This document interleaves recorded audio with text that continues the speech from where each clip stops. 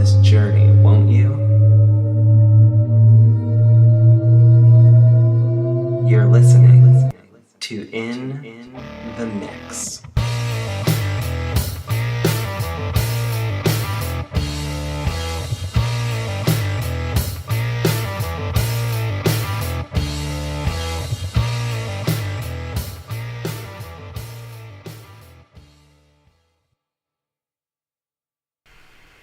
Hey guys, welcome back to In the Mix. I am so excited for this week. I'm actually so excited for this month. It is officially June. Welcome to June, everybody. The beginning of summer, and hopefully everyone has wonderful plans for the summer. I know I do. I'm going to be doing a whole bunch of things that I'm super excited about. I'll talk to you guys about that at another point. But for the entire month of June, I'm going to have one specific guest, or rather, guest from one specific podcast, one of my favorite podcasts, and I love these girls. They're my favorite people, but I have the Wine and Crime ladies for the entirety of this month, which is super cool. I want to thank them again for being willing to hop on Skype and talk with me for as long as we were able to talk. It was really wonderful, and I just greatly appreciate it. All right, but you know what? Before we get to them, and before we get to the wonderful, wonderful conversation there, as you guys know, I like to start off by doing the In the Mix segment, which is the part where I have usually written something and I talk about it. So let's head over to that section right now. Hey, everybody out there in podcast land.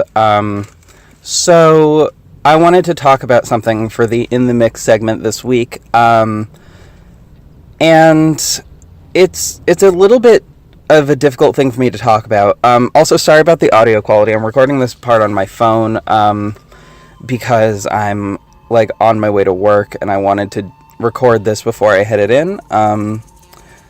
Because I was having a thought this morning, and following the advice of a few friends of mine, who basically were saying, you know what, when you are trying to get over someone, when you're trying to get over the relationship that you had with someone, that you should go back and try to look at the positive memories of what that was. But I figure, you know what, let me start a little bit from the beginning. So, way back in 2009, I met this guy, and this guy was, at the time, everything that I thought that I wanted, in terms of a relationship. He was attractive, he was kind of shy, he was from the other side of the tracks, if you will.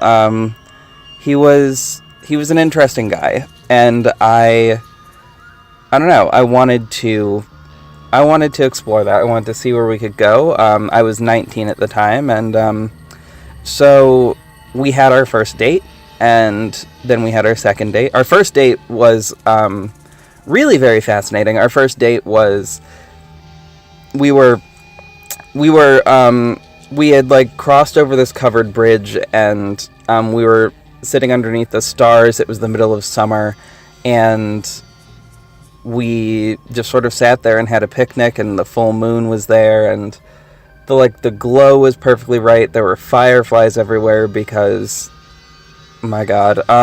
So even looking back at you know what things started as, there's a sort of metaphor in there, which is absolutely it was pretty, for sure. It looked great on the surface, and I'm sure that it looking great on the surface was the reason it lasted for as long as it did.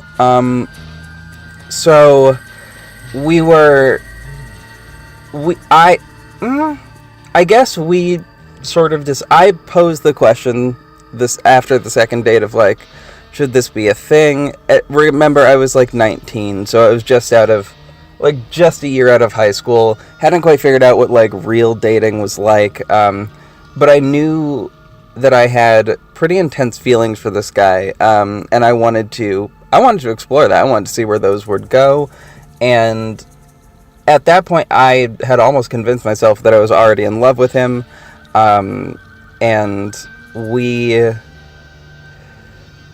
so he agreed. He was like, let's see where it goes. For now, we'll have the title, like, whatever the title of boyfriend would be a thing, I guess. So we had that for, like, a week before he had to move away.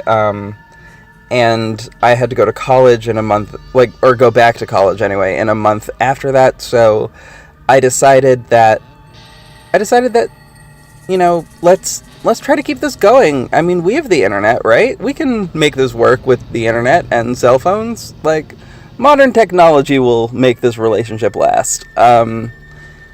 I honestly believed that at the time, and honestly, I do know for some people that is in fact the case. But what I think also has to be there is for the desire for both people to be in the relationship in the first place, which it took me roughly 8 years to realize that only one of us wanted to be there. Okay, so we sort of had an open relationship from like 2010, roughly, like January 2010 to like summer of that year. And he came back and we had another 2 dates, but I had a job and was super busy and didn't really have time to devote to, like, building a full relationship. Also, like, there were parties and things with friends that I was trying to set up, and, like, I was finally starting to, like, rebuild myself and build myself into the person that I wanted to be, and all of my friends were around me, and I was really excited.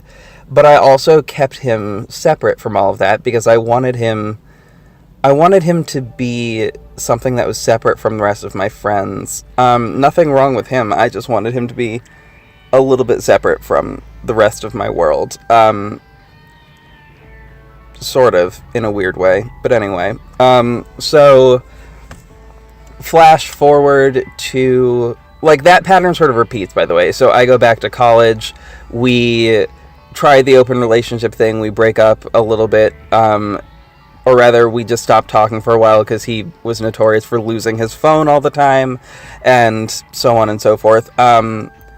And yeah, so I would try to date people in college and then come to the realization that I was sabotaging literally everything. And you know what? If there's one person that I could actually apologize to for the sabotage that was happening, it would be this guy named Nelson, who is 1000% never going to hear this, but if anyone knows a Nelson Mendez from Rhode Island, tell him that good old Myxter Hyde / JV says he's sorry. Anyway, so that continues on throughout my college experience. I graduate college, or rather, right before I graduate college, I have a conversation with him about the fact that he keeps moving, but he keeps moving around to all these different places. He's traveled the entire country, but, like, I'm at that point starting to feel like I want to be happy. I want to build something. I want to build, like, an actual relationship, and that was the first time I proposed to him, and he said yes. But he said that, like, he said yes, and I said, okay, cool, we should wait a bit, but, like, absolutely we should do that. And that was cool. And then I got a new job, and that job was an interesting job, but it was, like, the building of my career. It was the first year of me, like, being a college-educated professional, and I sort of had to figure out in that year, like, okay, I want to be different. I want something to change. Something has to change. I have to build something that is worthy of him to stay. And I know how that sounds. And trust me, I realize now that that's not a good way to handle that.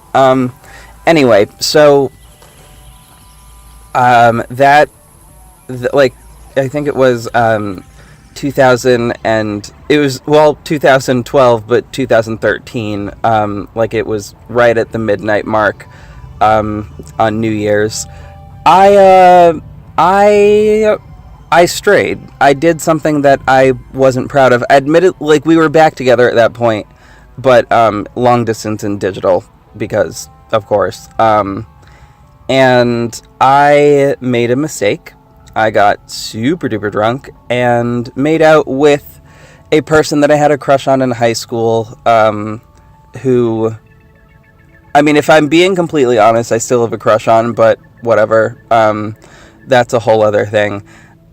And I told him the next day that I did that.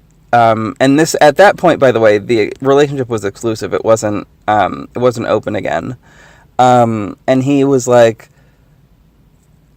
I don't 1000% have a problem with it. I just sort of wish that it had, I don't know. I forgot exactly what he said, but he made it clear that he was not pleased. And I, out of shame, decided we should break up again. So we did. And then 6 months later, we were back together again. And because he came back up for like a week during the middle of summer, and we hung out like 3 times that week. I believe that was the first time we walked around anywhere holding hands. We walked along this trail that was a rail trail in Connecticut, and we didn't really pass by anyone, but we held hands the whole time, and it was kind of magical. It was really sweet. And we sort of hung out until the late evening, and, you know, just kept sort of chilling. Now, at that point, we decided we would come back together. We would be back together again, and at this point, I'd made a promise to myself and him that, you know, because that I wanted to build something, that I would build a universe for him that he would feel comfortable with, and that he'd feel comfortable staying in, because his natural sort of nature is being nomadic, which is fine. I mean, that's there's nothing wrong with that. Certain people, that's just how they are. I am one of those people who's actually very content to stay where he is. I love the area that I live in. If you, as a side note, if you would like to hear about the area that I live in, go listen to, I believe it's the first episode of season 2 of Our Americana, hosted by Josh Hallmark, who's been on this show. Anyway, so go check that out, because that's, you know, talking about my hometown. Anyway, so I live in this beautiful area, and I love it, and every time he's up here, he says that he loves it, and it was really nice, and, you know, all that good stuff. So here we are in like 2015, where he has to leave again, and I'm still sitting here like, I need to make the most of my life, and I need to build something. I still need to build it. And then cut to 2016, where the summer of 2016, where okay, so at that point when he left, we broke up, by the way, and I'm just sort of trying to build something, but we reconnect online, and I realize that I'm not over him. And in 2016, like the middle of summer, a couple other things happened. Earlier that year, I met another guy, and that guy, I wanted to hook up with that guy, but then that didn't happen for a couple different reasons, and not the least of which is that my ex came back. He came back into the scene, and I had taken him to my favorite place in the entire world, a place that is honestly a very personal place to me, a place that I don't take a whole lot of people, because I don't want anything to sort of mar that place for me. Like, it's just such a beautiful area. I could talk about it for like days, weeks, /hours. But I took him there, and I saw a different side of him that day that sort of made me fall in love with him again in a really interesting way. So that was a day trip in like late August, and I brought him back to his house because he didn't have a car. Throughout the entirety of our relationship, he didn't have a car, actually. I brought him home to a place he was staying, and it was late at night at that point. It was dark out, and we were sitting there in the car, and I was holding his hand again, which is not something we'd done for, like I said, which is not something we'd done actually for a while. Also, at that point, we had not kissed yet. We hadn't kissed yet. This hadn't happened. Also, roughly in 2014, I think it was, I proposed to him a second time, and he said yes again. This is important for this part of the story to make sense. And I sort of, in that moment in late August, was holding his hand and thinking, I love this man, I do. I really do, and I don't want him to leave again. Like, he can't leave again. And for the first time in the entirety of our relationship, when September rolled around, he didn't leave, and I was so ecstatic. I was so happy. He was still there. It was great. It was beautiful. It was wonderful. He was still actually there. I could see him. It was great. And then, in October, so it was like it was early October, nearest to my mom's birthday, actually. My mom was born on October 11th, and it was very near her birthday. I hung out with him. We spent a full day together, and so we spent the full day together, and we went out to a bar, this bar near where we are called, oh dear, I don't know why I forgot the name of this bar, but it's a billiards bar near where I live, and so I took him there. They play country music a lot. There was live music that night. He was singing along with the country music. He was having a pretty good time. We went to actually before that we went to the mall, and when we went to the mall, we played Time Crisis 3, which is, I think that was honestly the happiest moment that I've ever had with him, was standing next to him and playing that game. It honestly was happier for that. Like, in that moment, I was happier than when we were, what's it called? I was happier in that moment than I would ever be after that point, but also then when I took him to that really special place of mine. Anyway, so here we are, we're sitting there, and we're playing this game, and I sort of look over at him, and I'm like, oh man, this is what it feels like to be on the same team as him, and it's wonderful. So I sort of made up my mind then what I was going to do, which was propose to him again. But anyway, more importantly, later that night after the billiards bar, we were holding hands in my car on the way back, which was, by the way, like an hour and a half. Like, we were in the car for an hour and a half. We were holding hands pretty much the whole time. I took him to...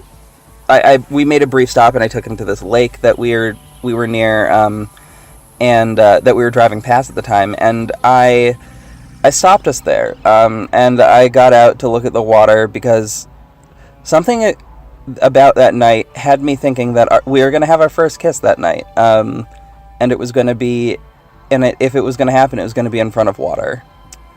And so I went to this lake, this called Lake Mansfield in Great Barrington, and it was nighttime. We were just sort of standing out there in front of the water, and I was holding his hand, and we hugged, and we got really close to kissing, and he pulled away, which should have been a warning sign, but to me, because I was intentionally being blind to everything, I just let it slide, I just let it go, and we got back in my car, we held hands, and we kept driving.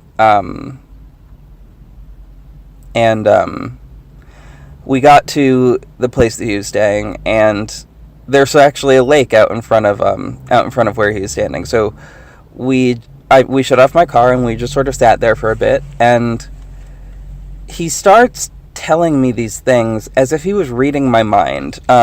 Starts like going over all the things that I was thinking in my head, all the things that I was afraid of, which were not the standard things that people are afraid of when like thinking of a relationship, but like I was finally getting ready to like start introducing him to my friends, and I was honestly a little nervous about that, but I finally that night had gotten to see him around other people, and had figured it would be fine. And he, God, he, getting a little emotional here. In that moment, he starts trying to explain to me that it's okay to introduce him to my friends, that whatever happens, he's not going to leave me, everything's going to be fine. And I start crying, which is not something I'd ever done in front of him before. I hadn't cried in front of him before. But I was crying because I was happy. I was happy that he was finally saying that he wasn't going to leave me. I was, just finally happy to hear that. And at that point, he leaned over and kissed me, right on the lips, in front of water, like I said it was going to be. And there were like animals there too. There were like little ducks, and the ducks were swimming, and it was really cute. So we were kissing, and that happened for like 5 minutes or so, and we sort of pulled apart because, well, he was tired and he had to go inside, and he didn't live alone at the time, so he went inside, and I drove home, and absolutely cemented the decision that I was going to propose to him before Christmas, again, but like for real this time. And so that's so then the next, like, within a month of that, actually, I had introduced him to a whole bunch of gay dudes that gay dudes and women that were super important to me, that are still super important to me. And maybe if you guys are listening to this, you'll know, just so I can clarify there, you guys are for the Fourth Friday queer group in the Berkshires. I love you guys. You guys are wonderful. You guys mean a whole lot to me. Individually, you guys mean a whole lot to me, and as a group, you guys mean a whole lot to me as well. Anyway, so I introduced him to that group. I brought him with me to that group, and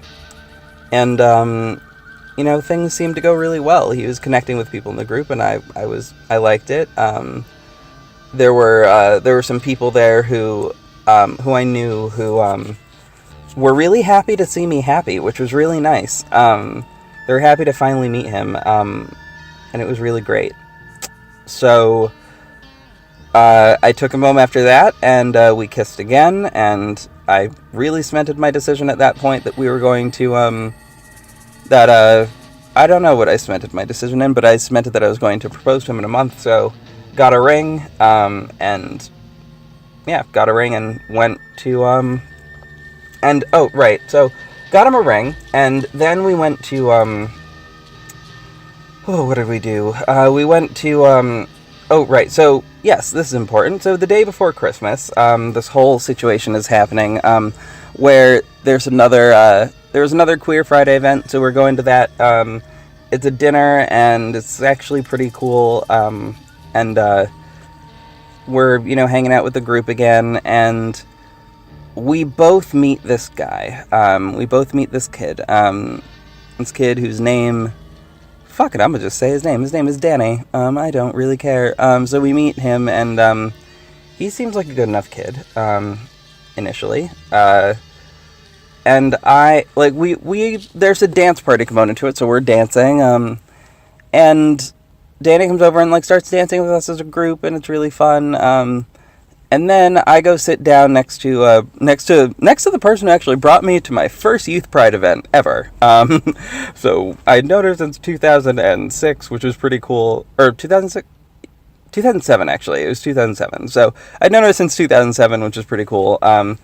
Anyway, so I'm sitting there next to her, and my guy's up there dancing still, and Danny starts dancing a little closer to the guy. They start grinding a little bit, and I'm like, okay, that's fine.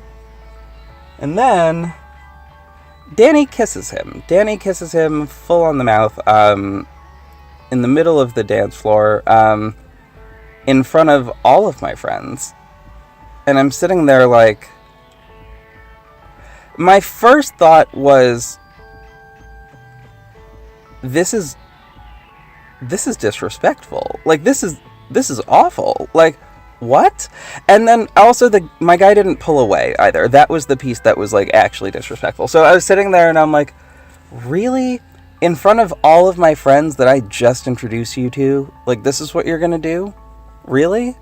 And, but then my very second thought was, go along with it. Go along with it and seem like you are the kind of person who is okay with this. Because I should also clarify, I am actually very okay with the poly situation. It's just there's a communication element there that has to be there that, honestly, me and him never figured out. So, yes, I was actually okay with what was happening. Kind of, or rather, more accurately, I would have been okay with what was happening had we talked about it ahead of time. And whatever. So I had to pretend in front of my friends to be okay with something that was honestly tearing me to pieces in that moment.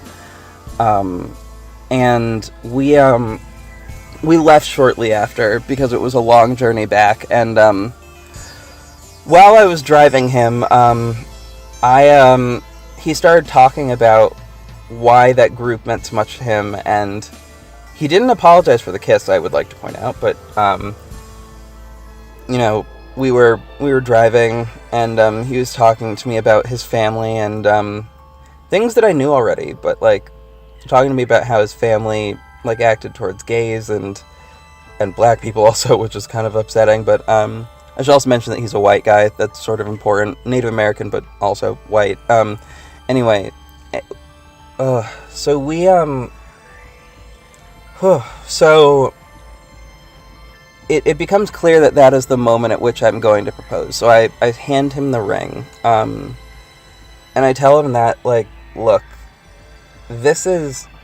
I've built something here. I've built something that I have room for another person in. I can establish you here. I can help you. This could be a really good future for the both of us if you accept it, and I hope you do. So that's where we're at with that, and he's like, and basically I proposed to him. I said, I love you, and I would like it if you would marry me. That would be wonderful, and I would like it if we could get married in the next year, because I think that's the very thing that would help him, build a new life. I mentioned to him that I have, like, a wonderful family, a family that would welcome him in, and I told him all these things, and I believed them. I believed them quite strongly, and my family would have welcomed him in, actually. And he said, I mean, I'm imagining you thought he said yes, because he said yes all the other times, right? He didn't say yes. He said, not yet. Just that. Just a not yet. And in that moment, I sort of knew that it was never going to happen. That this was pretty much going to be the end. That it was done. That we were ultimately done. So, I drop him off. He gets out of the car. We kiss, and all that good stuff. And New Year's Eve happens, and it's January, 5th or whatever. And he sends me a text message. and he's deeply upset. He's like crying while he's sending me the message, I can tell. And I go to see him.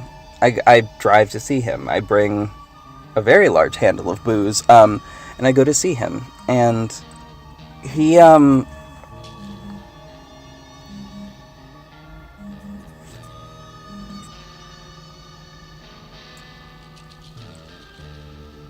anyway, I go to see him, and he, anyway, sorry. I go to see him, and he basically tells me,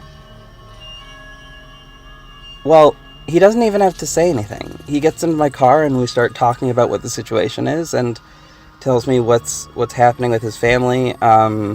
There's a situation with his cousin, or well, rather, correction, with his sister and nephew.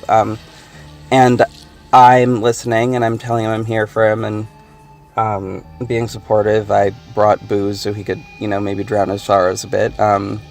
I tell him basically that, like, look, I know that he's worried about everyone leaving him, but I'm not going to leave him. And as soon as I tell him I'm not going to leave him, he turns and he looks at me, and I don't know that I've ever seen that expression in someone's face before, but I knew what it was immediately, and the look was disgust, it was hatred, it was revulsion, all in one. Just looked at me and saw the thing that he hated the most in the world, the thing that, I guess, for lack of a better way you could put it, that thing that seemed like it was holding him back. And I saw that look, and he knew I saw it, and he just got out of my car and started stumbling away because he was a little drunk at that moment. So I got out of the car and started after him to make sure that he could walk back to his house okay, and he stops me before his house and just turns around and tells me to leave. No hug, no kiss, no nothing, just tells me to leave, and I do. I leave. And, I sort of knew that night it was over, but I didn't really have the right words to say to myself that it was over until the next day, where he sent me a message that said, or rather, correction, he posted on Facebook that he was moving, that at the end of the week he'd be moving. He'd be moving to the other side of the country again, which is something he told me he would never do again, that he was going to stay. And that's when I knew that he knew that it was over as well. So I sent him a text, and the text basically, well, it wasn't a text, it was a Facebook message, but it was a really long one that basically summed up the entirety of our relationship, every last bit of it, and how I had seen it in the beginning, and how in that last moment I came to understand how he truly felt about me, and how much he resented me, and I realized that I had convinced myself of something that wasn't true, something that wasn't there, and that I couldn't do that anymore. And I told him that we would never get back together, that we would never speak again, that since he never wanted me in my life, that was what he was going to get. I was going to be gone. And he never said anything to that. And about a day after that, I blocked him from everywhere, deleted his number, looked at the ring on my finger, and had a complete and total breakdown. There was a bit in there that there was a bit in there around 2011 where I sort of in a ceremony that may have involved some old school some old school voodoo. Anyway, there was a situation where, with using some old school voodoo, I sort of sealed myself to him in a sort of, I don't know, I sort of sealed myself to him, and that was the piece that I was the most terrified of. That I had just killed a piece of my soul, and I was never going to get it back. Because of something stupid I'd done as a 21-year-old. Anyway, so feeling that fear, I tried to make a bargain with the spirit or whatever, and figure out what to do. Came to the answer after praying on it for a bit, and listened to a whole lot of Lemonade, actually, but that's a whole other point. So listened to Lemonade and took off the ring, burned a couple other things, and sort of gave everything up to the spirits to figure out. And honestly, within a week, I was emotionally over the pain of that. But it was a much larger period where I had to realize I didn't know who I was without being his, and without building a life for him. So that's, I guess, still where I'm at, and I'm still trying to figure that out. I suppose it's good enough to look around at everything that I have built, the books that I've written, the career that I've built, the new things that I'm starting to build, the friendships that I had that he hadn't had anything to do with and hadn't touched. Even my favorite place in the world, that I went back to actually a couple weeks ago, that I found to be unblemished by memories of him. So I guess everything is going back to what I wanted it to be. But I guess I wanted to... There was also the moment where I had to say to myself, like, I built a world for a man. I built a world for this guy. And he may not have accepted it, but the fact that I had the power to build it, the fact that I built basically paradise for him and also myself, means that I'm much more powerful than he could ever be. So that's a great thing to realize. And also, I don't know, I just realized that, like, I myself have made myself a Superman, and I guess I need to wait for my own Superman, or something like that. And I guess that's where I'm at, and I guess that's what I'm gonna do. Anyway, so I think it's important to go through, our life-defining relationships. That was a 8-year relationship that I put everything I had into, and ultimately for nothing, but you know what? I'm a better person for it. I'm a better person for having gone through all of that. And while at this moment I can't emotionally look at him and thank him for any of this, I can appreciate the fact that this was not just a struggle for me, that this is a struggle for him. This was something for him that was not a good thing. Like, his life is not good. His life has never been that good. And there's nothing I can really do about that. And that's just how that is. And this, I suppose, was his way of letting me know that whatever I was doing was going to be a waste of time. A waste of time for him. But now I know how much power my own brain has, and now I know how much power I have. And now I know what I have to offer. Now I know how good I am, so that's good too.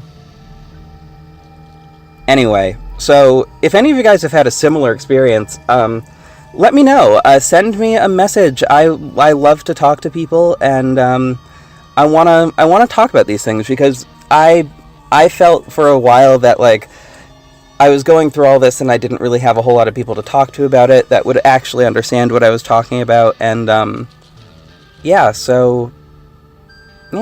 if you could message me, I would love to talk to you guys about it. I'd love to hear your guys' stories about this. Also, I'm gonna start a thing where I start sharing other people's stories. So for some of the In the Mix stuff, you can record if you record something using your phone or whatever, and send it to me, I just might play it on the show. I just might play it here, and we may have a conversation that way based on some of the things that you guys talk about, some of the situations you've been in. You feel free to stay anonymous or whatever, and you can send it to myxterhyde@gmail.com. Anyway, yeah, I look forward to hearing from you guys and look forward to hearing more of your stories. All right, so that'll do it for the In the Mix segment. Now I guess we can head on to my favorite part, which is talking to the lovely girls from Wine and Crime. Yes, Pod Squad! Okay, so this was my favorite thing. This was so much fun to do. Now, a little note that, Kenyon lives in South Africa, and one of the issues of her living in South Africa is that the audio, the audio cut out at a certain point. And she couldn't get her internet back, so it then became a conversation between me and Lucy, which is not a problem. It was actually quite nice. But what I'm going to do is I'm going to release the first half of our conversation, which was just me, Lucy, and Kenyon. I'm going to release that, and that's going to be the very first thing we release. I'm going to release my conversation with just Lucy after that, and then I'm going to release my conversation with Kenyon, and then I'm going to release my conversation with Amanda, and then the week after that, you will get the Defend Our Fave segment from the Wine and Crime Girls, and then we'll be back to, other guests from other shows. But anyway, yeah, so that's going to be the plan for the month. But yeah, so here's the first half of my conversation with Lucy, and also the first half of my conversation with Kenyon. All right. Love you guys. Yeah. Absolutely. Oh, I should probably, welcome you guys to the show. Yay! Okay, so Yay! welcome Kenyon and Lucy to In the Mix. Yay! Yay! We're so happy to be here. I'm so excited. So happy. Yay! And we're both drinking, for the record. Yep. To, in continuation with our own show. I am Absolutely, drinking a South African red. I don't know what type of red because I didn't pay attention, but it's called Roaming Goat, and it's delicious, and it's a go-to. I always buy this one. Goat Roaming to. Goat. I don't know why that's making me laugh so much. I know. Roaming Goat. Yeah. I love it. And Lucy, what are you drinking? I'm drinking a big-ass Greyhound because I just got home from work and Mama needs some vodka. Mm-hmm. Yes, honey. I love it. What are you drinking? I absolutely love it. I am drinking a drink that I made up called... Oh, fuck. I had a good name for it earlier today. It was something like... Challenge accepted. Like the Black Pirate or something like that. No, it was Sweet Piracy. That was it. Sweet Piracy. Oh, I like it. Yeah. So, it is... I'm literally going to include the recipe in the show notes because I love this so much. People are going to love that. Oh, yeah. It's Southern, real, black Southern, sweet tea. Because I'm black, and of course I had to. Yeah. That was the happen. I had no earthly choice. Exactly. It was just there. And it also has, that's the main piece of it is sweet tea. And then the booze that is in it is honey bourbon. Oh, that sounds so good. It is amazing. And also spiced rum. But, specifically from Bermuda.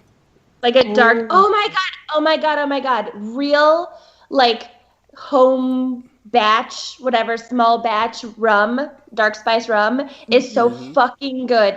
One of our friends here is from Trinidad, and once a year she comes back with 12 bottles of this rum, and it's so everybody fights over it. She hands them out as for favors, she's she pays her rent with it. Yeah. We are obsessed with this stuff, and you can't, it's not even sold in stores. It's practically moonshine, and we're just fucking obsessed with stuff. I had a Oh my bunch of that when we God. were in Jamaica. So A good. lot. Oh. Oh, that sounds so good. Oh my God. I'm gonna have. I was gonna say I'm gonna have to have that. I'm like, well, will you let me know? I will pay the international shipping fee. This is a black market for this rum. I'm sure there is. There has to be. Really But it good. has to be made in a bathtub in a tropical climate. Probably Oh, has God, some bathtub rum? salmonella components. It's like a 3-day process involving a grandma. Like Oh my God. Yep. See, I already knew there would be so much laughter in this, and I was so right. I'm already so happy. all right, we're getting turned Get up. started. Yeah. Absolutely. I've already finished like one drink already, and I literally started as soon as I clicked record, and it's almost done. That's the only the only problem with this drink is that it is strong. It is so strong, Well, yeah. and Well, deadly. you basically made like a new Long Island iced tea. Basically, yep. Yeah. Basically, South Like a- Island. Yeah. Ooh. it is like insane and wonderful and the best thing, and I just finished the actual thing. Oh, great. That's lovely. Refill. I'm a fast wine drinker, but I may need to pop up to refill because I'm paranoid about the bottle spilling on my computer. All right. That makes sense. We've Just had let me know if issues. that has to happen. You know what? That just reminded me the one thing that I did not do prior to like starting, which is grab my notepad, wherein if I do have to make any edits, sort of like just notate where those edits are going to be. Yeah. Make That's it smart. clear. We said we were going to do that when we first started this podcast, and that dropped off real fast. We had a recording checklist that we used one time, and it was like make sure your pets aren't in the room, and your phone is on silent, and at least 4 feet from your computer, and like. And we have systematically failed at all of those things. Now pets are allowed in the room if they're quiet. Yeah, if they're quiet. Yeah. And we do take bathroom breaks depending on how long the episode is, because frequently our episodes are long. Our episodes are getting longer and longer, and I feel like we need to rein it in a little bit. My mom told me yesterday that she hasn't listened. She purposely looks at how long the episodes are and doesn't listen to the really long ones. She's like, I don't have time for that. I'm like, you're my mom. My mom's only listened to the first 5. My mom's listened to the first 5, and Zach listens to the first 30 minutes of every episode. So he loves your segment, Lucy. Great. And then he says that he gets too nervous for the rest of it because he's like, so many people are listening. # not that many people are listening. And oh my God. Get drunk like we do, and then you have no perception of anyone else being involved in the conversation. That happens so often. Oh my God. Yeah. So he gets too nervous. He can't handle it. He's so supportive, but he can't handle listening to it because he gets too freaked out. He gets poop attacks. Yeah, pretty much. That's funny. What we're working with. That's funny. I mean, at the very least, you're getting the download, so that's good. Oh, that's true. Exactly. Yeah. He knows what's up. Cheers. I just care about that click.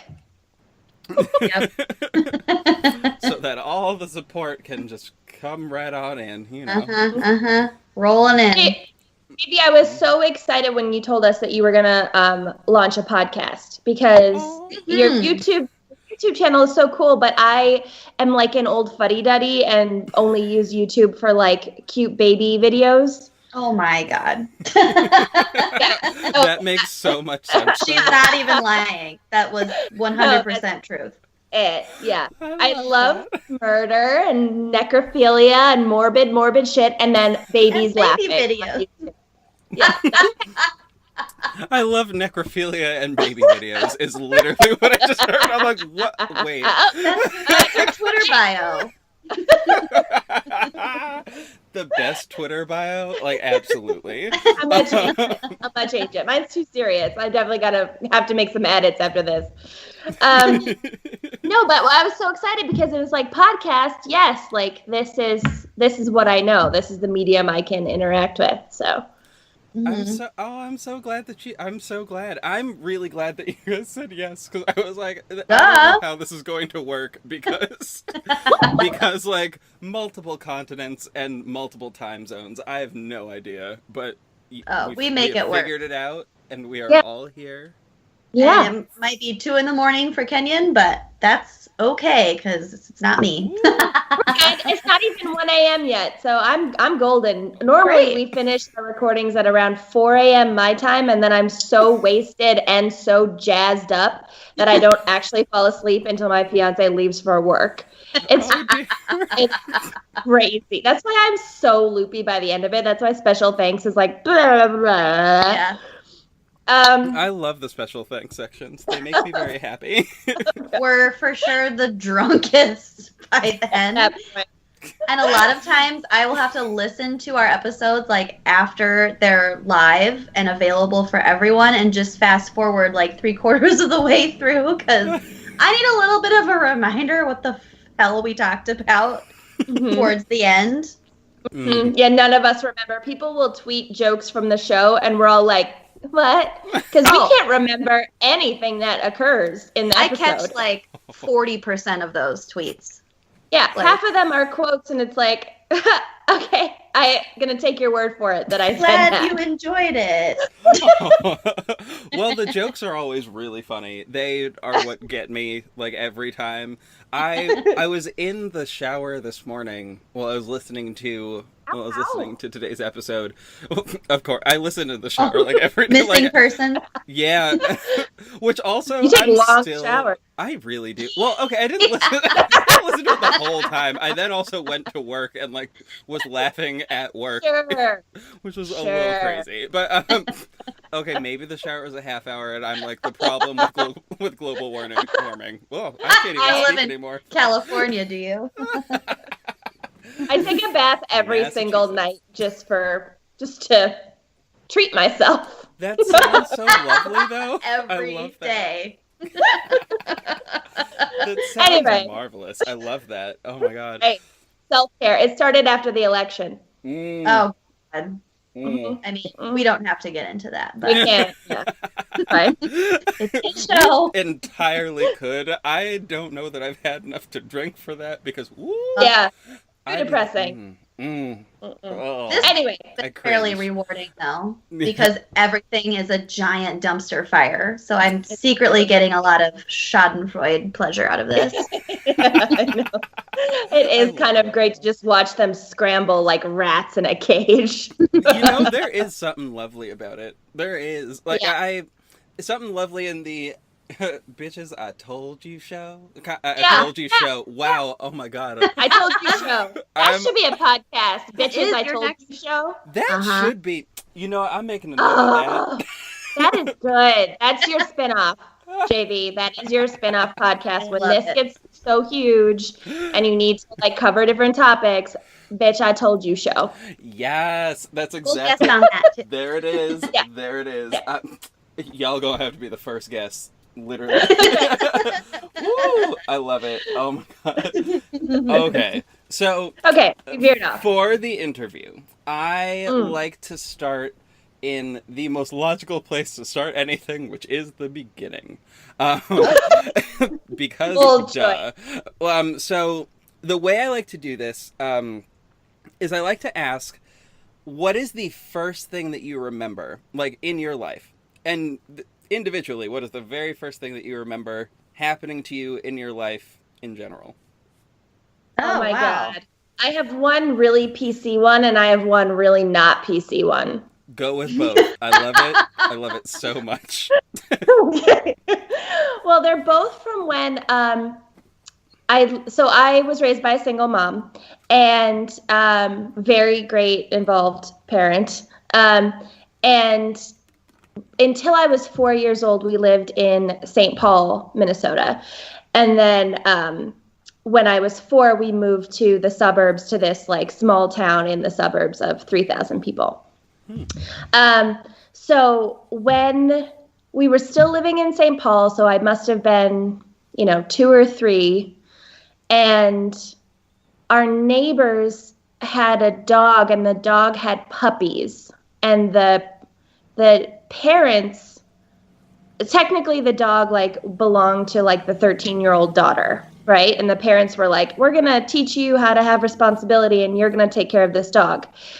And then the dog had puppies, and the parents did not help out. They just left it to this 13-year-old girl to like handle all these puppies. Oh shit.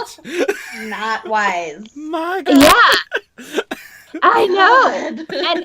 And so my mom was like, okay, she's just always been a mom, she's just like, okay, this is not gonna. So she ended up taking care of the neighbor girl's puppies. Oh. And I remember going over to that house and walking into the basement, and we didn't have pets. So we were walking into the basement, and there was just this like overpowering smell of puppiness, which is like good and bad, right? Mm. And that's real.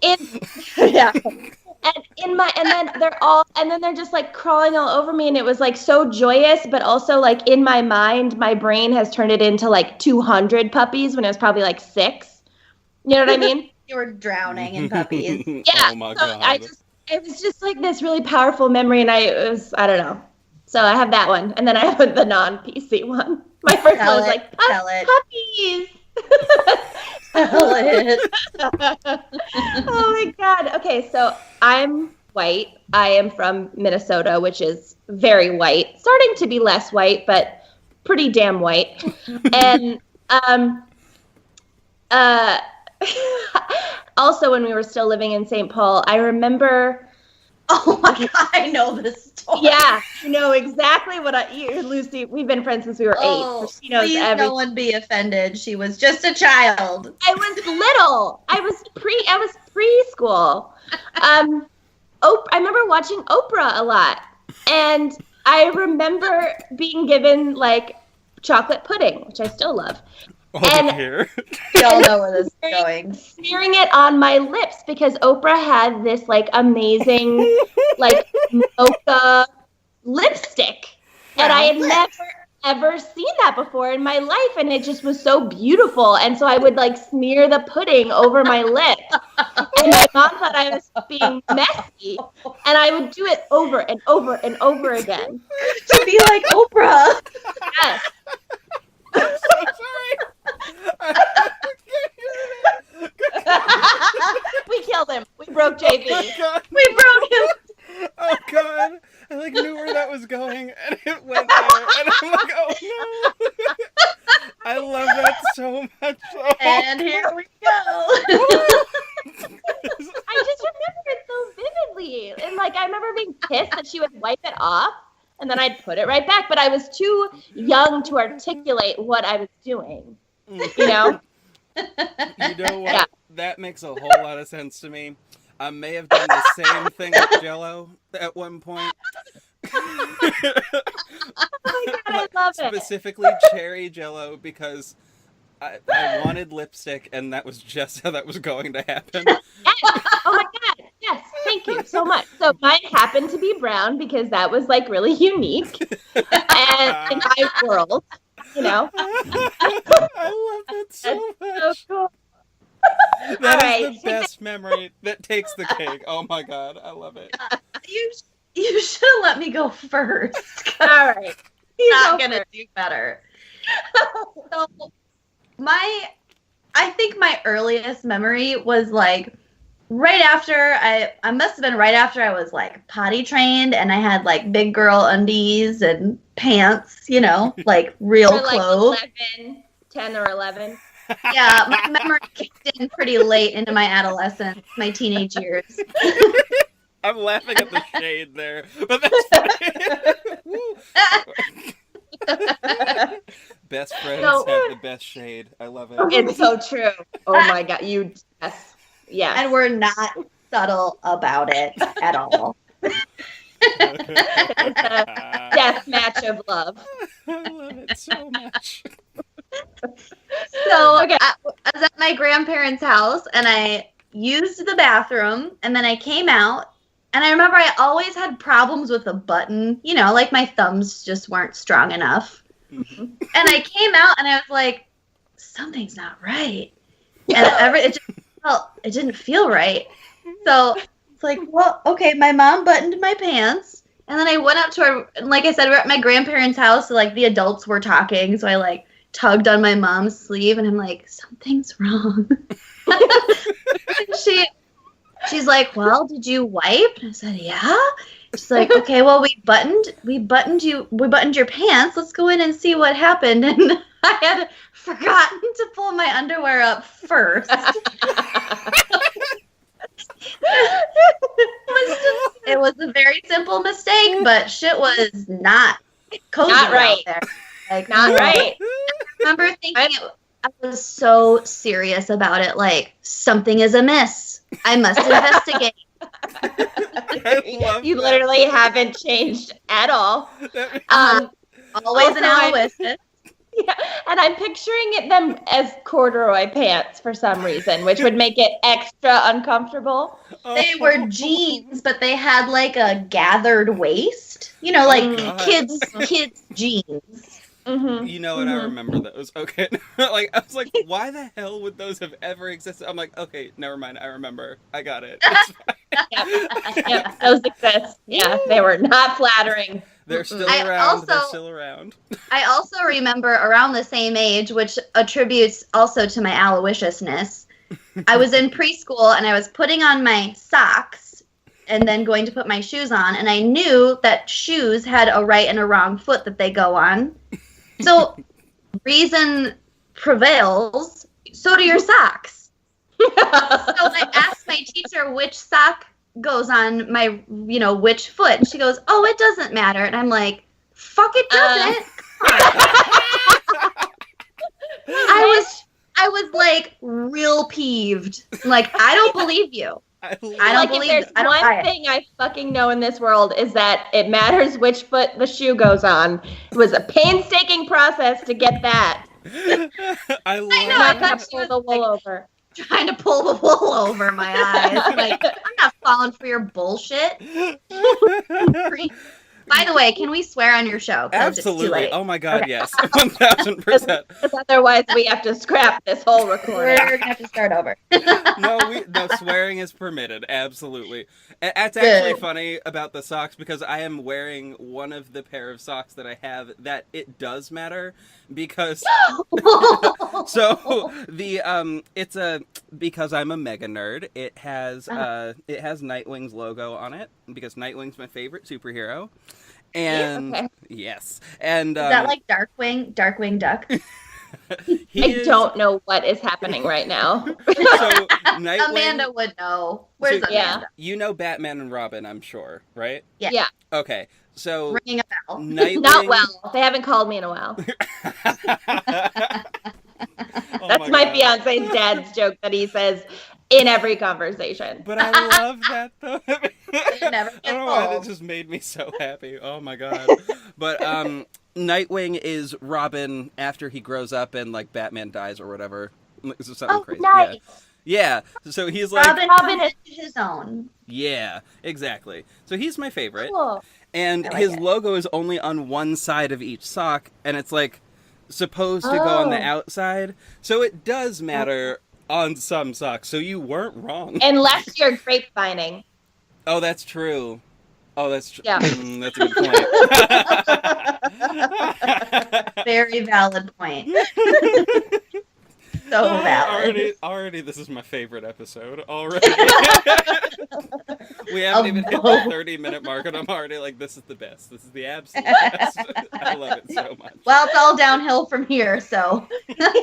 Sorry. This is the best for us, because we didn't have to do any research. Feels great. That's minimal. True. Ooh. Minimal.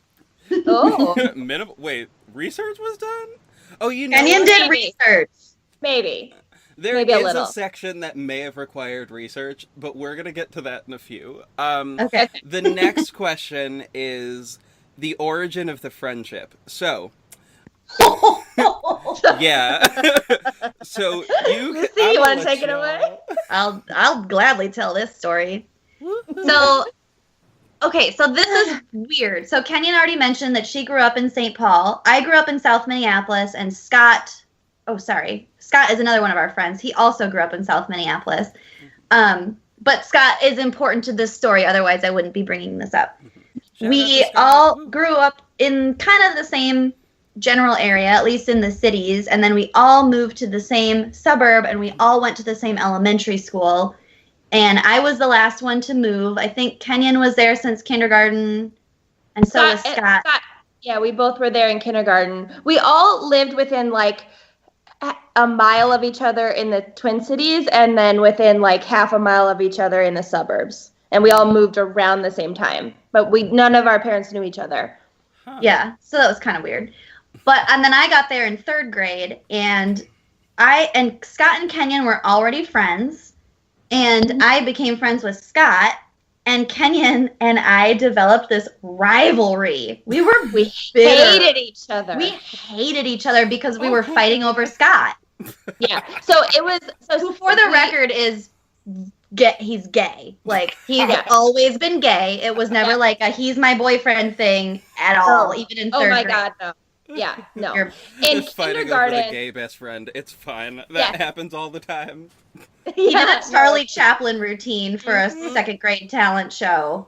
Oh my God. And then he performed I Saw the Sign by Ace of Base in our music class, but he misunderstood the lyrics, so developed this whole, like, dance routine based on the perception that the lyrics are I saw the sun.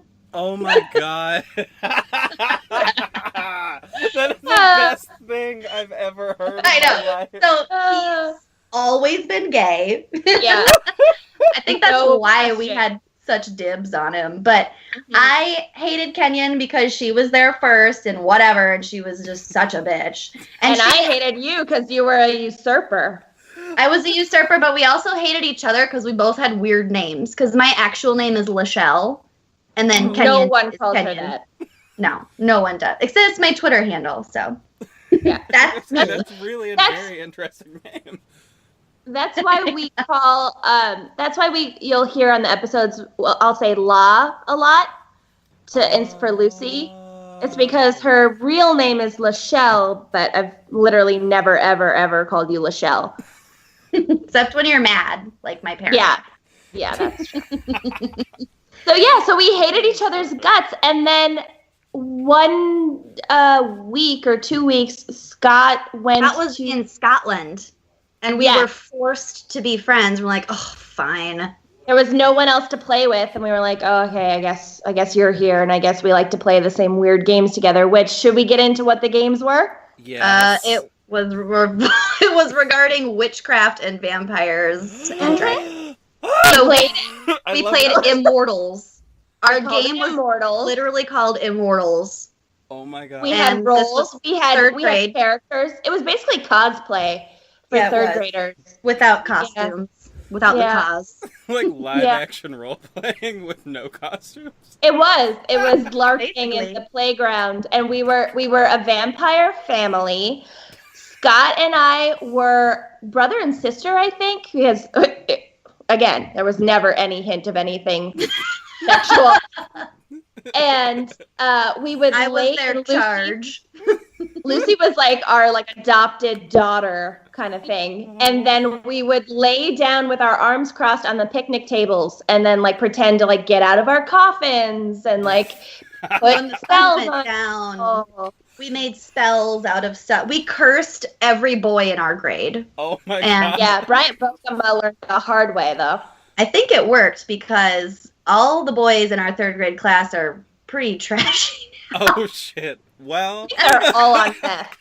They've all at least dabbled in meth for sure. Yeah. Yikes. In a good way. Dabbled in meth in a good way? How it went down. Amanda's origin story. Amanda and I were in choir together, and we were just ridiculous. So that's how I met Amanda, and that was in 7th grade. Yeah, Amanda came in. We didn't go to the same elementary school, but we all went to the same middle school. Okay. Yeah. Yeah. That makes sense. I literally didn't have friends until middle school. Your brain is still very lucky to find each other because we were all the same weirdness. I don't know what I would have done if I hadn't had Scott and Kenyon to be just as weird with me. And I'm pretty sure our parents were concerned about us for a period of time, but they're like, well, they're all together. It's not that abnormal if all three of them are pretending to be vampires. Yeah, I think our parents were like, well, they seem happy. And no one's getting pregnant, so we're fine. Yeah. Oh, yeah. Shout out to parents who are entirely just pleased that their children are not pregnant. Right? That's all you can ask for. At a certain point, yeah. In like 5th or 6th grade, I was having a birthday party sleepover, and Scott was obviously coming because he was one of my best friends. And my grandmother said something to my mom because she was like a little bit concerned. She was like, "Aren't you worried that like they're gonna experiment?" Was this your Grease themed birthday party? Oh my god. Grease, one of them. You had like 6 of those. I did. Yeah. One of them involved poodle skirts. We watched a lot of Grease. Seen Grease like over 150 times, I'm pretty sure. We all have it on VHS, if that tells you anything. I applaud that so much. But you know what? I have to pause. What is your opinion on Grease 2? Never seen it. I don't like it. Fair. You do like it? I kind of like it. I think the guy is cute. I think the motorcycle is working for me in the fictional world. In real life, I hate them. That's funny. Yeah, I'm a fan. I don't know. It's nothing compared to the first one, but it's great. I never watched it because I have a grudge. And I don't know any of the songs. What enjoyment could possibly bring me to not sing along? I guess my loins like Grease too. To sit and watch a movie in silence, no.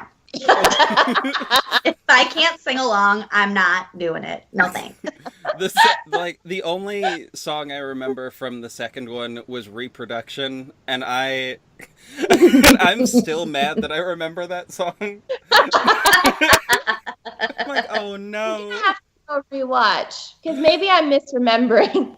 It was that weird I know there's a weird line about where does the pollen go, and it was so... Oh my God. But I knew, and I obviously knew what it was about. I mean, I was very little when I saw it, but I'm like, I know exactly what this whole thing is about, and I'm very uncomfortable. The most uncomfortable I've ever been in my entire life was when we were watching, Lucy and I were in Lucy's basement watching Monty Life of Python Brian. Meaning of Life. Yes. Oh, Monty Python and the Meaning of Life. And her dad walked in, and he's the most prototypical dad. Catholic, conservative. But sweet, mild-mannered, literally never, ever heard him raise his voice, sweet man. Aww. And we're sitting there, and it's the sex ed scene. Yep. Mm-hmm. And he it took him a while to realize what was happening because he strolled in and sat down before he realized what we were watching, and then he couldn't just pop up and walk out right away. He had to he made us turn it off. Ugh. But then we turned it back on. I've never been so uncomfortable in my entire life. Yeah. Fair. Oh my god, parents and sex are the things that should never be combined in the same within the same 5 minutes of time. And my dad are. My dad said the word penis to me earlier this week. I was like, oh my god, don't ever say that. I told him I went to a bachelorette party last weekend, and he goes, oh, did you play Pin the Penis on the Donkey? I'm like, oh my god, that's not a thing. Don't ever say that again. Oh no. That I also hate that I know exactly what that game is. I have played it before, but it was not at a bachelorette party for numerous reasons. What I like to call a Tuesday. On the farm. With an actual donkey. That's unpin the penis from the donkey. Oh my god. Pin the penis on the donkey. I'm like, you know what? That's a lot. That's a whole lot. And that about wraps it up. Thank you for joining me. This has been. Oh my god. Kenyon Okay. and I need to start a podcast just called Derailing the Conversation with Kenyon and Lucy. But it's the thing is, the reason I love doing this show and like talking to people in general is that like I call it an interview, but it is so not at all actually that structured. Like I have 5 questions that I'm like, I know I have to ask these, and after that I'm like, fuck it, I don't care, we're just gonna talk. Hey, it's so much better than like question number 6. Like that. It's a meandering interview. Exactly. I like it. It's not like this is going to be a Terry Gross interview. I can't do that. I try. I love Terry Gross. I do too. Like, I feel like that's a thing that most like podcast people share, is like a general appreciation for having public radio having existed for a while. For real. I exclusively listened to NPR and BBC for like 3 years before finally my fiance Zach was like, you need to branch out. Like you listen to podcasts every day. There are a million different genres. You can listen to something else. I'm like, I'm fine. And then fucking 1 year later, I'm hosting one. Yeah. Mm-hmm. Yeah. Oh man, actually, yeah, that brings me to a question that I think is that I think is a good one. I've actually never asked this of any of my other guests, which is kind of a problem. I probably should have asked them this, but like, making a note. Yeah, I'm like making this note. So, what was the when did you first start listening to podcasts, and what was the first podcast you started listening to? This American Life. Still love it. Woo-hoo! I've listened to every single episode except for the ones during like the major point of the Iraq War, where like every other episode was about the war. I skipped a bunch of those, but other than that, I've listened to basically every single one. You know, I have the same issue, but it's right now because so many of them have been about the election that I just have to stop. Like, Yeah.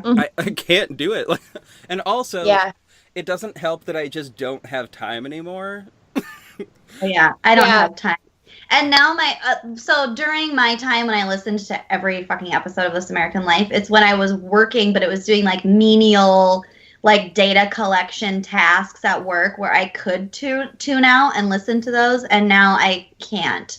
Like I just have a different job now. I need to like concentrate. So I don't have a lot of time to listen to podcasts anymore. And I also don't have a magic cord in my car, which seriously impacts my podcast listening. Ooh, yeah.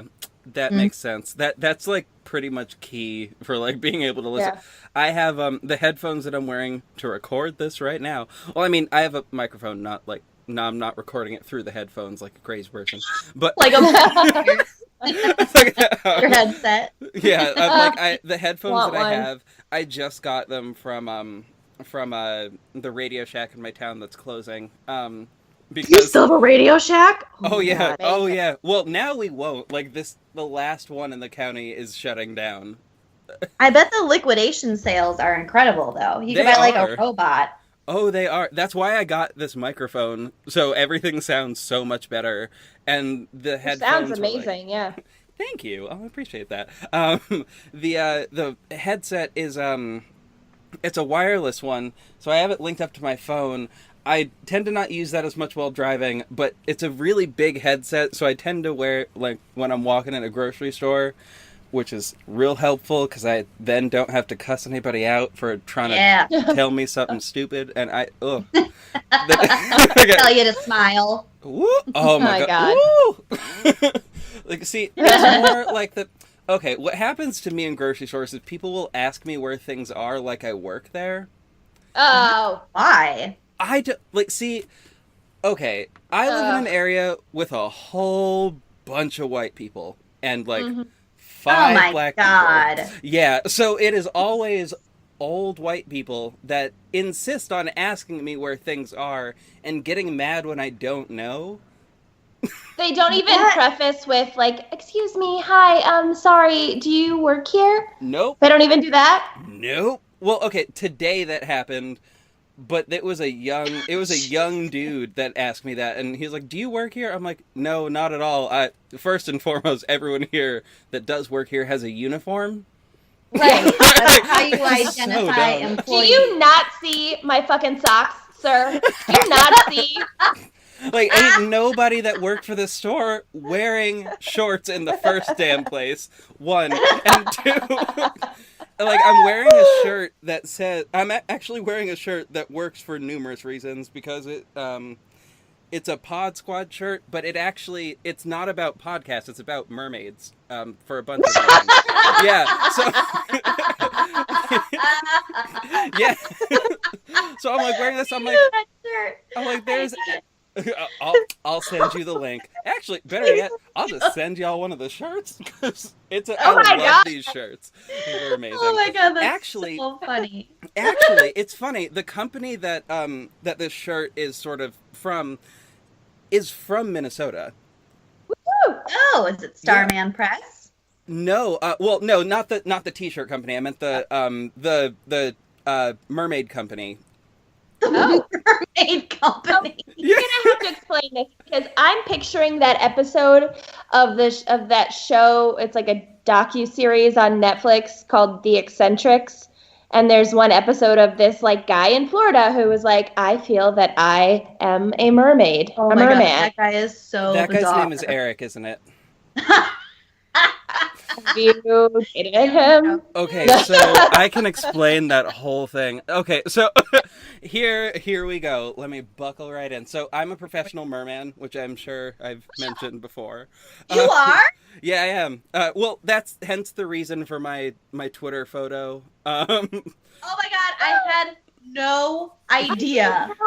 Yeah. Okay, now we're interviewing you, and I'm so sorry if we've offended you in the last 5 minutes. I had no idea. No, not at all. It's a very small subset of the population, and we make fun of much larger minority groups than that. Wisconsin, we trample over them. God, I'm so sorry. No, not at all. Oh my god, no, Tell me everything. Everything. No, it's not right a now. problem at all. It's totally fine. Like, okay, so being a professional merman, it's kind of the way I describe it is it's like being a birthday clown, but nobody hates you.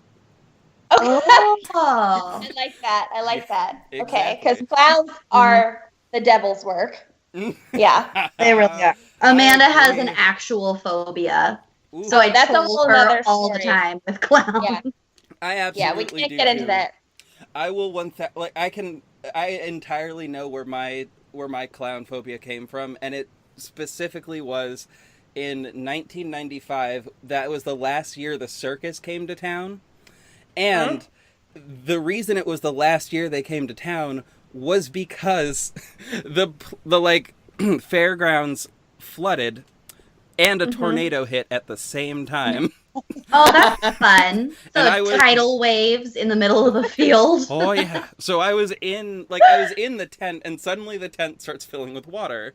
Oh my God. And like, so there are a bunch of small children just And you trying to swam escape. right out of there. And I wish. and that started simultaneously your fear of clowns' love of being a professional merman. What happened was I got picked up by a clown whose makeup was running, and I've never been the same since. That's literally it. Oh my god! Oh my god, no! Oh my god, no! That's literally Oh my God, all no. that happened.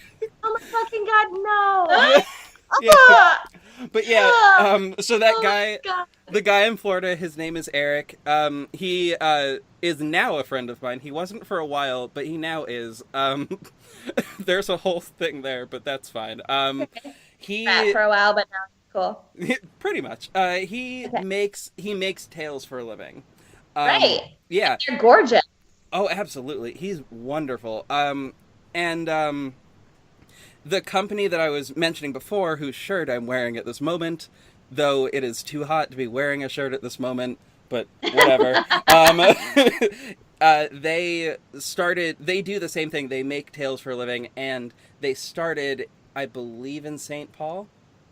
Oh my god. Yeah. That's so crazy. They're so awesome. cool. I'm I love them gaining so much. so much insight. And also, all I can picture is you being, like, rescued by Pennywise from Oh, God. from the Stephen King novel It. Oh my god. One day Wayne I'm going to have to Gacy. film it. Actually, okay, so John Wayne Gacy is the other reason that I have that fear, because I share a birthday with him. Oh, Lucky? no. I mean, that's terrible. It's the weird.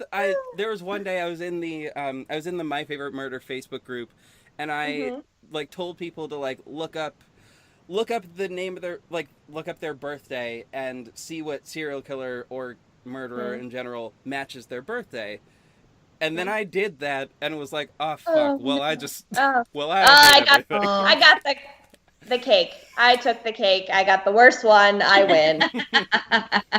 Yeah.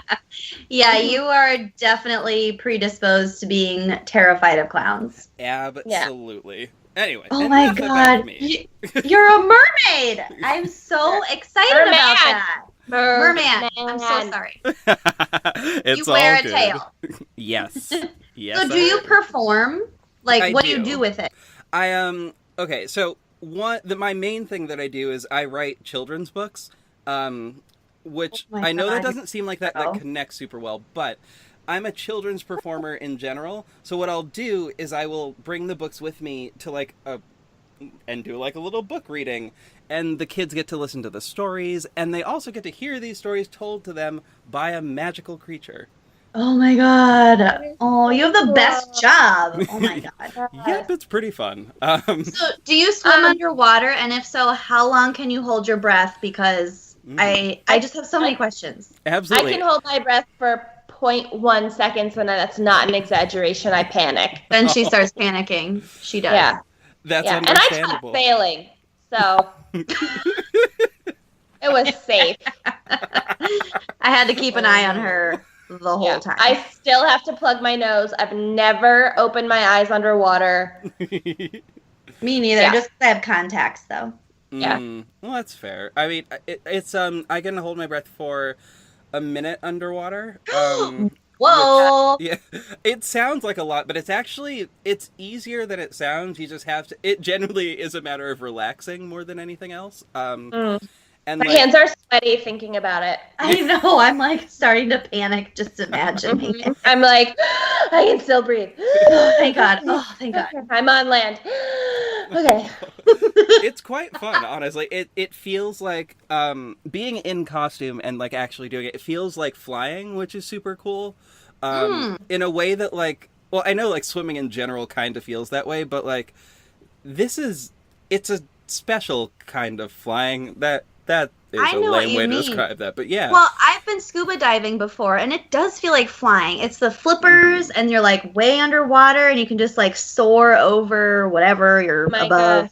It's cool. I tried to go snorkeling once. This was last year. This was here. Okay.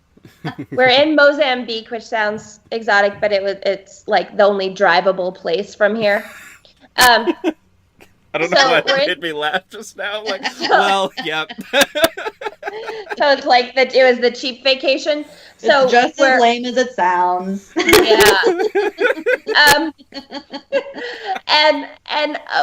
We went snorkeling, so we went out on this boat with all these other people, and they just gave me I had the flippers, and then I had just like a regular snorkel mask. And the second I start to put it over my face, I had a panic attack and threw up. Oh my God. I didn't even get in the water, you guys. All right. I am not that bad. I was in the boat. Oh. And then everyone else getting that far though. Thank you. And then everyone else had to swim in my vomit water. Oh. Oh dear. Yeah. I will tell you guys one more story about being a merman, and then we could get back to the interview. But so in terms of swimming in kind of crazy water situations, I have accidentally swam with sharks twice. Oh my God. And both times the sharks were hungry. and which is the only reason I know that they were there, is because I knew they were hungry.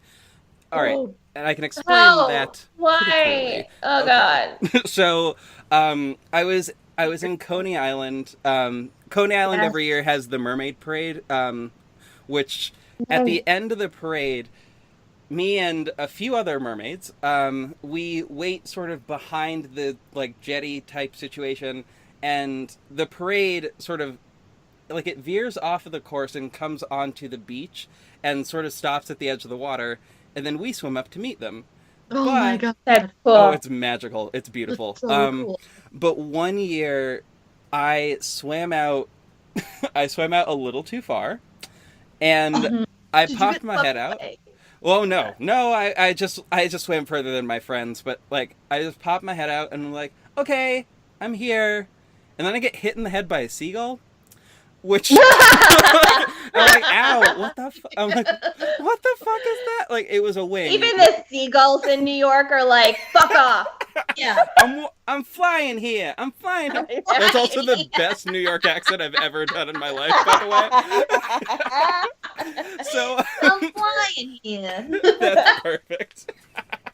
Oh my God. Good. So I sort of look up next to me, and there's a whole bunch of them just swirling around like a little like seagull tornado towards the water. Oh. It's the sea version of vultures. Exactly. Yes, they're waiting for the chum. Exactly. Which was swimming up right next to me. Which honestly, that freaked me out more than the seagulls, was the fact that there were living creatures swimming up next to me. Like, I was freaking out. I'm like, ah! Because also, fucked up thing, I have a fish phobia on top of that. What was that?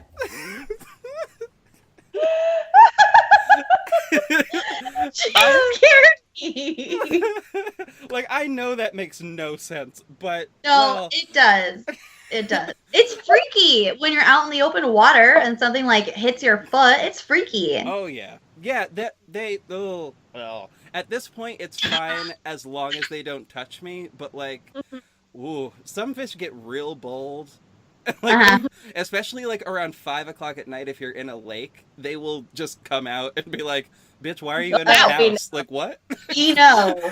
Yeah, we grew up on a lake. Yeah, we know. We're from Minnesota. Oh, that's fair. That's a good point. This is me also fucking up and forgetting geography, but like...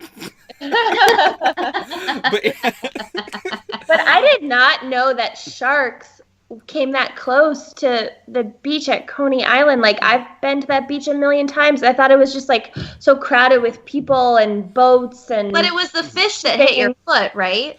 Oh, no, nothing hit me. It wasn't a shark that hit your foot. Nothing hit me. What happened was... Seagull. The seagull hit me, yes, but nothing, like, underwater, like, touched me. The shark, like, I just saw the little fin pop up next to me. It, by the way... Oh, my God. Yeah, when I say shark, I do mean that this was, like, one of the tinier sharks. Like, it couldn't have actually hurt me at all. Well, but it was still there. Well, okay, it could have taken a bite out my leg, but, like, really, it wouldn't have gotten It wasn't going to take you down. Exactly. Like, I would have been fine, and I would have walked home anyway. Like, it's whatever, but... Because I'm just a badass. Still wasn't going to pay for an Uber, because, come on. Coney is far. So walking is better. Yeah. I would have taken the subway or whatever and just been bleeding on the subway. An hour-long subway ride. Yeah. Oh my God. But yeah. We're just... There's something is not right. Oh man. Okay, so my next question had to do with accents. Now, here's the thing. I was trying earlier today. So bad at that. But here's the thing. I love accents so much, but I can't do... Like, I find that... Okay, I will do one right now, and you guys can tell me if it is awful, and that's perfectly fine, but I'm going to do one anyway. Can we guess what accent it is? Absolutely, that's totally fine. Okay. So... Here we are. Wait. Okay, so here's this. Oh, London. Aha! Ooh, Perfect. You're Londish. London. That was really absolutely. good. That was Thank really you. good. The trick I find is, honestly, just changing a couple letters and not really adjusting the actual level Australia. of sound of my voice. Yeah, see, but here's where I've also been drinking. So here's the problem. I slip between like multiple of them. Like when I was trying to figure out, I was listening to you guys earlier today, of course, and I was trying to think of, how do I do a Minnesotan accent? Like, I don't know how to do that. And then when I tried, it went directly into Irish. That's interesting. Here's okay. the trick, I think. Yeah. Is you have to, they're very open vowels. Like, yeah, do you make that hot dish? Go on the boat today? Like, yeah. It's all about the vowels. Flat and open vowels. And also, it really helps to have certain catchphrases that you practice with. So one would be coffee and bars. Coffee and bars. Yeah, because then you get the and the which are different. Yeah. To the untrained ear, they might sound similar. And So say coffee and bars. Coffee and bars. Do it again. Coffee and bars. Kenyon. All right. Coffee and bars. Oh, no. No. See, no, I know it's not. I know it's not good. I've also, at this point, my excuse is that I've been drinking and my face doesn't make sense to me anymore. Here's the thing. I used to be able to do a British accent, but then I panic now and I get too embarrassed, and now I can't do it at all. I can't even start. I can't even get a syllable out. And I used to be able to actually do one, I swear to God, and it was not half bad. And now I'm like I'm traumatized. I'm too freaked out to even try it. What traumatized you about it? Our show. But I love that. I love it when you guys do accents, because that makes me laugh so hard. Like I forgot the last. What, I don't even remember the episode number that it was where the English accent happened, but Crimes of Passion. There it is. The woman who murdered her husband with the Viagra. Oh, right. It was that one. We tried to do an accent there, but we were too drunk. And then in that moment, I realized that people were listening, and then it was like the Hindenburg, and it just. Oh my God. Yeah. It was very funny. Real fast. It was so very, very funny, and I loved it so much. It was again like the time that your show comes on makes me comes on like it's on television, whatever. Anyway, like the time you that know, JV, you can listen to our show whenever you want to. Well, no, in the shower. It's one of those, I listen to it as soon as it appears in my feed, providing I'm conscious. Because they're posted at like 4 a.m. Yeah, so like I wake up and it's there, and obviously the first thing I do is shower, but I like turn out and look and I'm like, yes, it's here. So I like get ready for my day and like laugh so hard. And honestly, Thursdays are my favorite days now because because of y'all and 2 other shows that air that day. And nice. Like, what are your other 2 faves? The other 2 are The Read, which is just because I live in a very white area and have no black friends. Fine.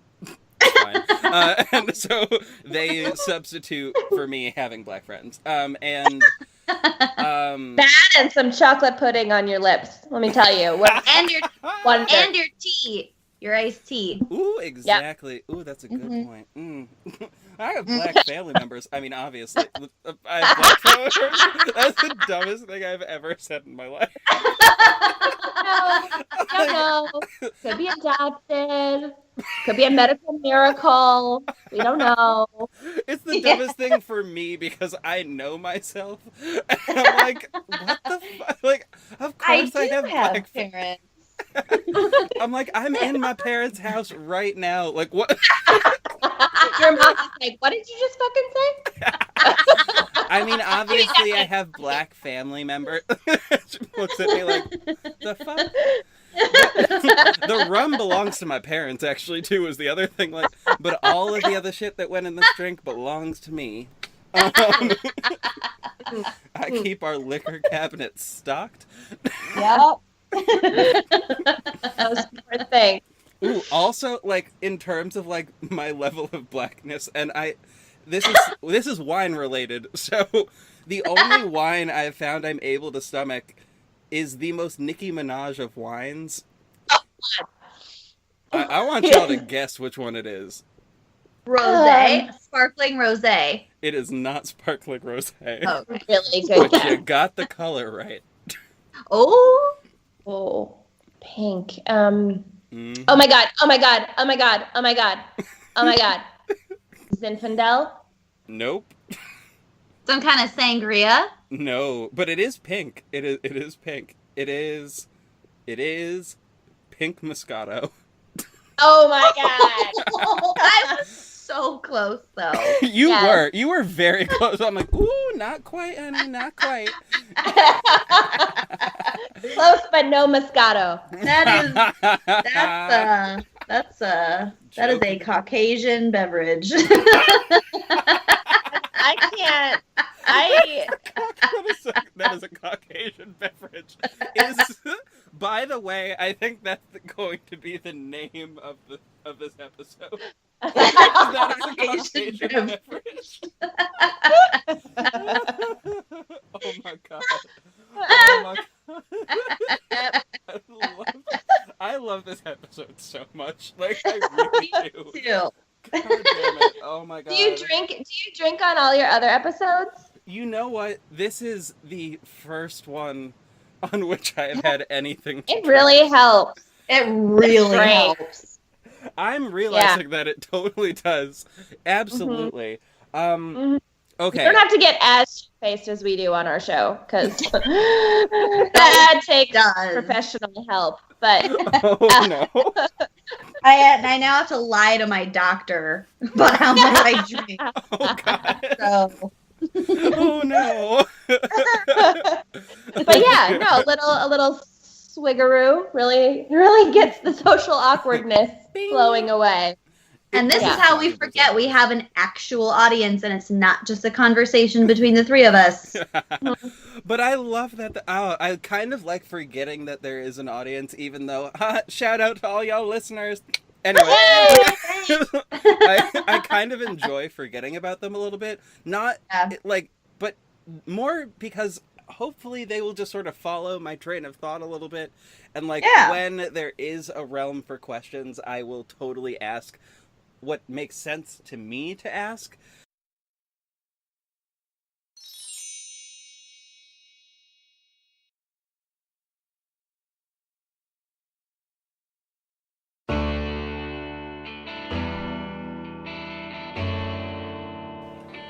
Thank you guys so much for listening. I really appreciate it. If you don't mind doing so, how about you share this podcast with a friend? I'm sure they'll appreciate it. Or I hope they will anyway. While you're at it, I would love it if you could give me a review on iTunes. It helps people find the show, and I would really, really appreciate that. Don't forget that you can follow me on Twitter at Myxter Hyde and on Instagram at MerPrinceJV. And you can also check me out on Patreon, where you'll find some really cool things. I could definitely use some Patreon support so I can make this show even better and even more interesting. Thank you guys so much, and I will see you in about a week. Stay safe, stay cool, and stay strange, listeners.